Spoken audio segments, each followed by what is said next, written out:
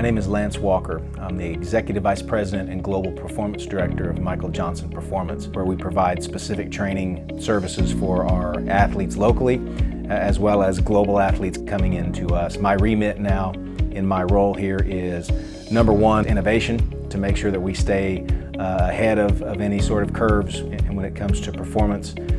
Number two is support of my directors. Third remit is sort of as a free thinker, is to consider potential ways of augmenting our systems currently to provide a better result for our athletes. MJP now has been discovered to be well known for is the total solution for the high performing athlete, whether that's an athlete that's getting ready for the Olympics in 2020 in Tokyo, or it's the 9-year-old down the street that just wants to get off the bench.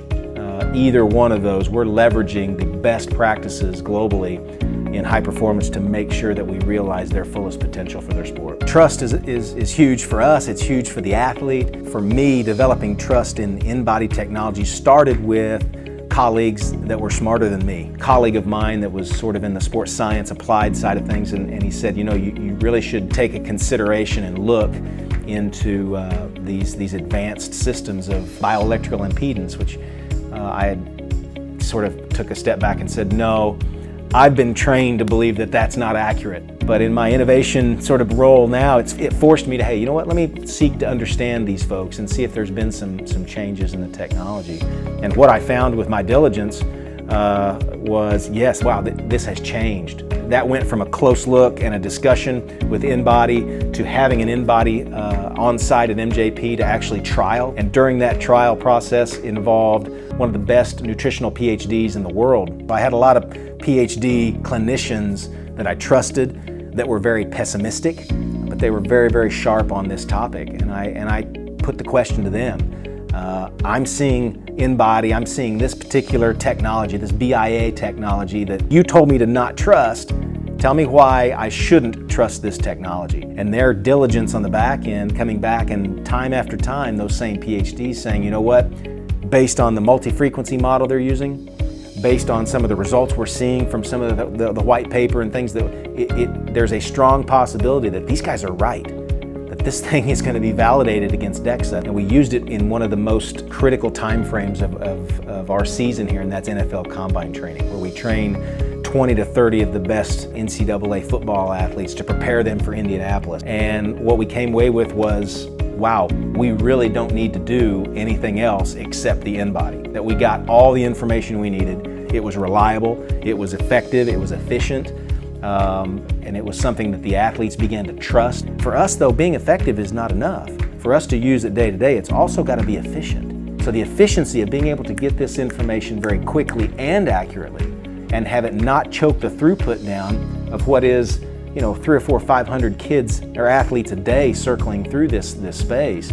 Now all of a sudden you've ticked two very, very important boxes for us. In 30 seconds, they're getting feedback, positive, negative, neutral feedback on what they did the previous week, what they may have done or not done this weekend to take care of their bodies. Some of the things that we've noted with body composition, specifically when using the InBody, how well athletes are taking care of themselves on the weekends. Because we know that the better they hydrate, the better that they rest, the better that they plan their training and stay consistent with it, the better some of those body composition values, those structural values, those body water values are going to get. And so it becomes sort of a policing for them and a validation that all this work is paying off.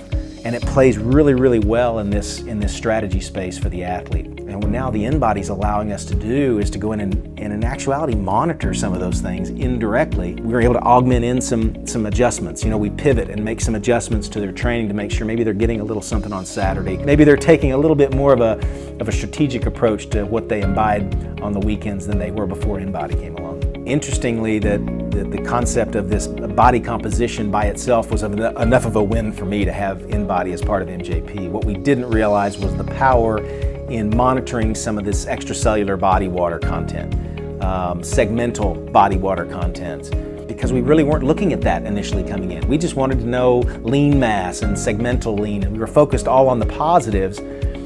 We didn't use the back-end science really to leverage against any of our other remits, and one of those remits is recovery.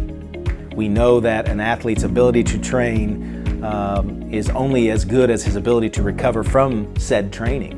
InBody's data, looking retrospectively at it, was already telling us, it was already giving us some of these hints, and some of that was in the ratio of some of the total body water and extracellular water, that we started to see sort of wonky data when it came to those ratios with athletes that were going into an overreaching period of time or an overstressed period of time. We even saw some interesting changes with athletes that were probably not recovering with their diet correctly, or in some cases we're doing the opposite. They were actually poisoning themselves with their diet when they should be recovering with their diet.